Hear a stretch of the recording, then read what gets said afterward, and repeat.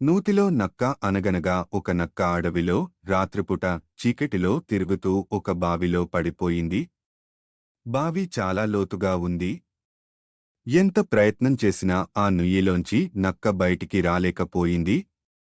తెలారేదాకా అలాగే నూతిలో ఉండిపోయింది. మున్నాడు ఆ బావి దగ్గరికి ఒక మేక వచ్చింది. అమ్మయ్య! మనం బయటపడచ్చు అనుకుని నీళ్లల్లో ఉన్న నక్క అనుకుంది.